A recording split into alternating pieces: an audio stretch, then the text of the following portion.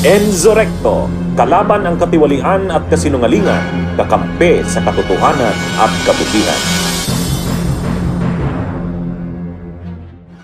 Lagot ngayon itong sina Badoy, Maharlika at Binag dahil sa anunsyo ng NBI na ipapatawag rin ang lahat ng dumalo sa Zoom meeting ni Sara na kung saan nagbanta itong na ipapapatay si Marcos Jr. Malinaw po dito na nandito sina Maharlika, Badoy at iba pang mga makaduterte ang nakatakda ngayon na ipatawag ng NBI. Anyway, panoorin po natin ang naging press con ng chief ng NBI. Doon sa mga nag-attend doon sa video clip na identified na namin, no, isusupin na namin sila, mag-shed light, tanungin namin kung nangyari yun, in their presence, nagtatanong sila, yun, surrounding those matters. Una po, mapapadala pa po ng panibago bang supi ng NBI or hindi na kay BP Sara? Kay BP Sara, yun nga, ipapernis namin siya. Yung mga katanungan niya dito, reply yun, which already include the invitation for her to appear before us on the 11th of December. So, bagong supi na po? Included na dun sa reply namin yun, yung invitation for her to appear before this office. Yes.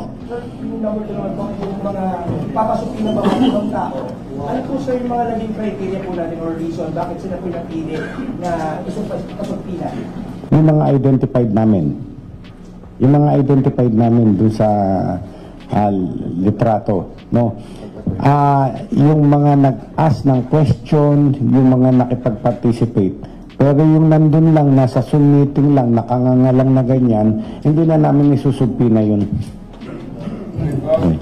Ilan po yung personalidad na in-expect natin? Siguro mga 10, 12, like that. So sir, you were able to secure the original Zoom? Yes, na-authenticate na namin yun. We found out that the same is not AI generated. It is it's not deepfake, authentic, no? Ayon sa aming forensic investigator. And we have already requested the Facebook to preserve it. How many yung identified and how many yung participants? Marami yun actually, marami. More than 20 ang participants doon. But then, sabi ko nga sa inyo, some of them ay nandun like now, nandyan lang kayo, ano naman kasalanan nyo kung ako'y gumagawa ng krimen? Wala, nandyan lang kayo. So, yung mga actively participated in that video clip, nagtanong, nagsalita, yung gano'n. Yun lamang ang aming imbitahan. Will they be charged? Those who ask? No. Hindi naman. Tatanungin lang namin sila na yung surroundings na bakit nangyari yun, ba't nagkaroon ng deklarasyon na gano'n si Vice President. Ganyan. Kasi ang sabi kasi ni VP Sara nung isang araw, well documented at parang ang impression, ongoing pa rin yung threats sa kanya at sa pamilya niya. Alright. Kung sa December 11 pa yung magiging hearing, paano matutugunan yung threats na yun? Diba dapat merong urgency na matugunan yung threats sa kanya? Nasa sa kanya po yun eh. Kung gusto niya, mauna, pumunta agad sila dito and file a formal complaint kung sino yung narereklamo nilang tao. Ganon. Unlike this threat to the President, sa kanyang bibig ng galing eh, siya ang nagtetreat. Pero yung nagtetreat sa kanya, hindi natin alam kung sino. Hindi niya sinasabi. Diyan namin kailangan ng cooperation ni Vice President. Sabihin niya sa amin kung sino-sino yung mga tao na yun. Meron siyang ebidensya kung sino yun na nagtetreat sa kanya. Yun, iimbestigahan po namin yun. Sino ba yung nag-float noong December 11 Oo. Kami ang initial ano namin yun, usapan kanina after the council left. Nag-usap-usap kami, yun, ang napag-usapan namin yun initially. Okay. Follow-up lang po kasi nag-appear si Atty. Lim, sabi niya kung gano'n daw po siya. So, is there valid reason ba't daw po hindi dumating si VP? Kasi based sa mga previous interviews niya, darating siya, all that. May reason po kung nabanggit yung abogado sa inyo? Yes, ito nga, hanggang ngayon, ang reason ay dahil may ongoing House of Representative Committee on Good Government and Public Accountability na nakaset.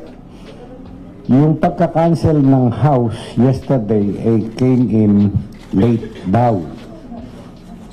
Late na yan na natanggap. So, she is not ready for the NBI investigation. Sir, have you conveyed the intention of the NBI to investigate Vicky Sara's threats to the lawyer? And ano din po ang sabi ng lawyer sa inyo? Yung initial reaction or reply? Nagpapasalamat si Atty. Paul Lim na kasama pala yun sa investigation. But then, kayong lahat, alam nyo, lagi akong ini-interview, I have been telling you that that will be included in our investigation. Pero at least official, kasi sa lawyer. Yes, okay. For like any official reply na yung initially sinabi nyo na sino yung for the operation and for the yung sino yung possible suspects yung sa threats na yung gano'n. Meron mo ba kayong convey sa lawyer? Yes, sinabi namin sa lawyer na dapat nakipagtulungan sa amin si Vice President para maimbestigahan yung threat naman sa kanyang buhay. Okay. So, may mga personalities, yung identity ng personalities na ipapasapina din natin? Piniprepare na ngayon. Piniprepare na yung aming subpoena. Hindi ko matandaan yung mga pangalan. May mga officials din po, dating official? Mostly members of the media. Yung staff ng OVP na nag-organize, I assume one of them organized at Zoom meeting. Pati po ba yun papatawag? Yes. Yes. Including the may-ari ng platform. Sir, just to be quite technical about it, sir, no? Kasi nasabi din naman sa press conference before na she's being eyed as a self-confessed mastermind. So, our probe here is looking at the VP. Para siyang suspect talaga dito. Hindi naman. Kaya nga pinagpapaliwanag natin siya to shed light. Bakit niya nasabi bakit siya nakapagbitiw ng salita na pag ako namatay, kailangan mamatay yung ganon. At sagot sa kanya nung kausap niya, yes ma'am. Di ba? Ganon. Gaano po kahaba yung full-length video? Ilang minuto? Ay, mahaba yung full length. Mahaba yung full length ng video. We have the complete video. Yes. Sir, kung ginagawa December 11, meron kayong afternet another day or We will cross the bridge when we get there. Sir, do you think cause of delay itong another reschedule na to? Or yung paghingi niya ng reschedule, sir? Ay, hindi naman namin. We are giving her all the benefits of the doubt, all the courtesies, due process. Binibigay natin. Okay. Paano, sir, pag December 11, hindi pa rin siya pumunta? Pwede ba siyang mag-reschedule ulit? O talagang i-file na po natin yung reklamo? Sa December 11, comes December 11, notified siya, for example, at ayaw niya pa rin magpunta, we cannot force her na kung wala pa rin siyang pasabi. Maraming reason baka naman may reason kung bakit hindi na naman makakarating. Depende po sa reason, no? Pero pwede po siyang humingi ng another reschedule? Hindi natin masabi. We'll cross the bridge when we get there. Sa December 11 po, kasama na rin yung 20 plus na kasabay na yun dito po. Yung isusupina pa namin? No. We will set the hearing for this mga about 12 lang. Sinabi ko na yung 4 of them should appear in my office, in our office on Miyerkules, 4 na naman sa Webes, 4 na naman sa Biyernes. So naipon na namin yun, meron na silang mga statement. So kaya next week, December 11 ay para sa sa Vice President naman. Sir, sorry if makulat ha. Just to be technical about it, kasi when she was dubbed as the self-confessed mastermind, is she being probed for actually saying that she contracted a killer, di ba? So is she a hostile witness against her own self, or is she a suspect? Parang when she appears here, ano exactly siya? Eksakto na tatanungin namin siya bakit siya nag-declare ng ganun. Di ba siya nagsalita nun eh. Si BP nagsalita nun. Ang hinihingi lang namin justification, bakit nasabi mo yan, reason, bakit nasabi mo yan, anong background, bakit nasabi mo yan, lahat tatanungin namin sa kanya. No?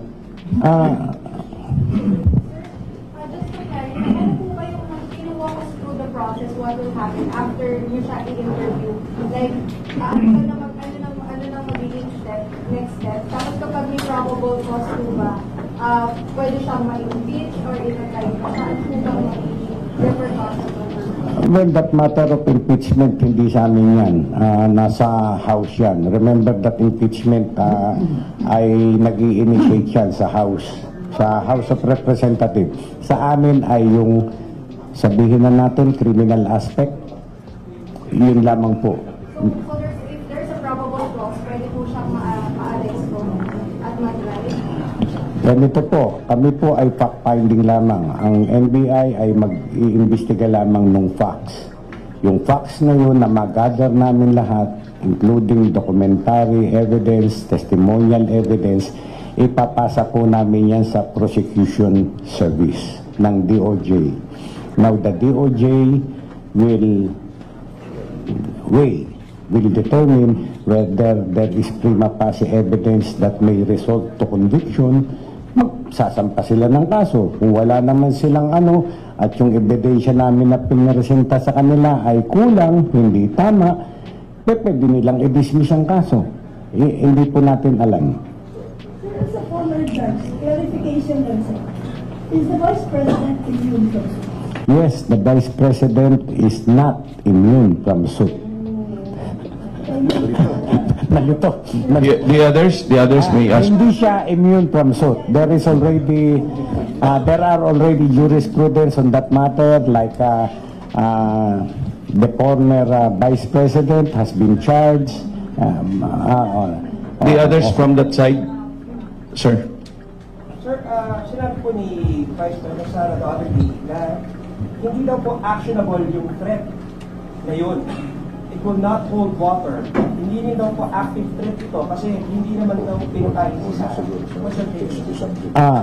Yan nga ang pinag-aaralan naming mabuti kung tama ba yung sinasabi ni BP versus dun sa evidence naming hawak at kung ano yung sinasabi ng batas. Dun lamang po kami. Okay. Yung anti-terror daw, the playbook ng gobyerno daw po, Director, yun daw po yung parang ginawa din daw ng dating Kong Teves. Your reaction, sir? Una, hindi pa ako director noon nung mangyari yun. Pangalawa, nag-base lang, siyempre. Ang NBI, nag-base lang dun sa mga ebidensya na naipresenta and what is again provided by the anti-terror law. Yun lang, sinusundan lang namin yun. Remember na kami sumusunod lamang dun sa batas, kung anong sinasaad ng batas. Sir, it appears now na pinipilit lang daw po siyang gawa ng kaso. Last reaction lang. ay siyempre matter of defense na naman yan ni BP Sara, pero lahat naman tayo nakapanood nung threatening video clip. So doon lang kami nagpa-pound. Yes, please. Sir, for clarification na po, yung BP na siya makakapunta because yung nalaman na cancer, was that stated in the letter or it was relayed by the lawyer? Yes, our client will not be able to appear at our scheduled investigation 29 November as she will be attending to office matters requiring her urgent attention as a consequence of the ongoing House of Representative Committee on Good Government and Public Accountability inquiry into the office of the Vice President, blah, blah, blah. So sa letter? Nasa letter. Nasa letter. Sir, ano po nangyayari kapag nag-skip pa rin si BP sa December 11? Depende nga kung ano magiging reason niya naman on that day. Sir, Oh. so then is this the first time that NBI is investigating the Vice President? Is she the highest ranking official in history to be investigated? Kung hindi ako nagkakamali, ay this is the first time. That a VP is being investigated by? Yes. So sir, sabi niyo po, Because this is also the first time that a BP threatens a president. sir, sabi niyo po depende sa reasons sa December 11. So what are the acceptable reasons and not acceptable reasons? Marami, no? Pangit naman. Ilan ba magkasakit si ma'am, ay valid reason yan, or whatever, na valid reason, no? Except lang yung hindi siya dadating dito, ni ha, ni ho, walang papadalang counsel, that will indicate na nagwe-waive na siya sa kanyang karapatan na humarap sa aming investigasyon. Another question lang, sir. Doon naman po sa parang sinasabi na may kinontrata na siyang killer para pumatay sa president. Meron ba kayong discuss to that or simulan na ba yung pag-investigate? Masusi po namin inaano yan. Pati yung video niya, baka in between the lines, mahuli namin kung sino yung kausap niyang tao na yun. Pero wala pa so far. Yes. For clarification lang po, so what's next sa investigation? Kasi sabi po, pag hindi humarap si BP Sara, pagpapatuloy yung investigation based na kung ano yung meron na ebidensya. Pero what's next po for the investigation? Kung ganun na mangyari, yung sabi ko nga, dumating ang December 11, wala man lang pinadalang request for extension for valid reason, or hindi man lang nagpadala ng abogado, wala, nakaantay tayo dito lahat, then we will consider that as a waiver on her part, and then we will proceed with our final report. So sir, ngayon on hold pa po ang investigation ngayon? Continuous ang investigation, continuous, yes. Are members of COPS, military, Colonel Chica, are they all under, meron ba? Is he under pro? Alin? Former security details ni PB. Wala, yes. Wala, hindi, oo. Clarification lang. Zoom owner lang ang sasabihin na? Or may iba pang mga Marami nga yung mga nag-join nga dun, including the owner of the platform. Zoom, yeah. Sa Facebook wala? Facebook. Kasama rin? Sir, so to be sure, like the people behind the platform Zoom or the account or the Zoom account owner that posted that Yung Zoom account owner. Yun, account owner. And someone from the OVP office there, sir, nag-send ng link? Parang ganon. Yes. Question lang, what if those people fail to appear po before the NBI? Titignan natin kung may sanction ba, pag-aaralan namin. And this will all happen before December 11, correct? Yes. Ngayon, ano po yung magiging effect ng hindi pagdating ni VP Sara today? And also, what if hindi rin dumating some members of the media and the staff who participated in the Zoom meeting? Babagal po ba yung investigation? Ano po, kinuha pa sa Yun nga, sabi ko sa inyo, pagka walang justifiable reason, bakit hindi makaka-appear, we will proceed. Tapusin na namin yung investigation based on what we are holding, yung evidence na hawak namin. Pero kung may justifiable reason, we will maluwag naman tayo dyan. Hindi naman tayo nang iipit ng tao eh. Ang gusto natin yung katotohanan, maliwanagan ng sambayanan. Ganun po. Sir, other than anti-terror law, possible violation po sa anti-terror law, may iba pa po bang possible violation na tinitignan yung NBI? Lahat ng anggulo tinitignan namin. Lahat ng anggulo pinag-aaralan namin. So, hindi pa ako makapagsabi agad ngayon na grave threat, anti-terror law, hindi pa. Depende po sa final evidence that we may gather. Sir, sabi nyo kanina, the Vice President is not immune from suit. So, pero being an impeachable official, can she included ba dito sir yung prosecution or investigation muna yung NBI? Yung matter of impeachment, bahala dyan ang Congress. Sila mag-iimbestiga niyan, sila ang bahala dyan. Yung aming investigation is with respect to the utterances, to the threatening video clip na nangyari. Nandun lamang po kami. But can this be used, sir, for filing an impeachment or starting an impeachment? I don't know. Bahala sila. Hindi ko alam yung mga grounds for impeachment. No? Alam ko pero hindi ko alam yung ano i-consider ng House, whatever. When December 11 na date, has it been formally relayed to the legal counsel of the Vice President? Not yet.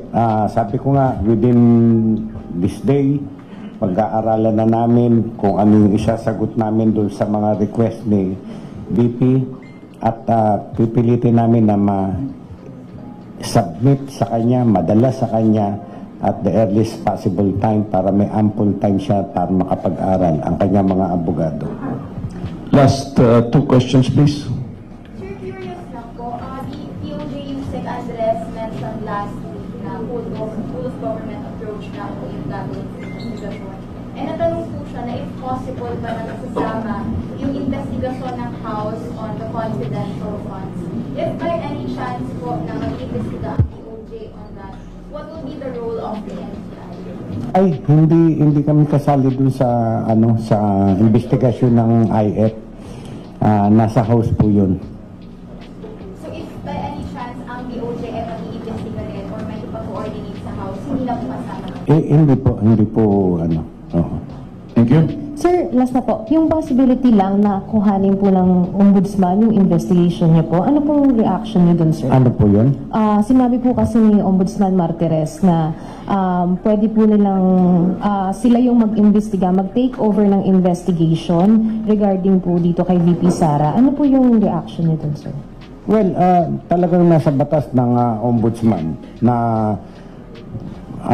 nag-iimbestiga na kami, but if they found out that for example, itong particular case na to, the threatening remarks was done because of her office, the ombudsman can take over.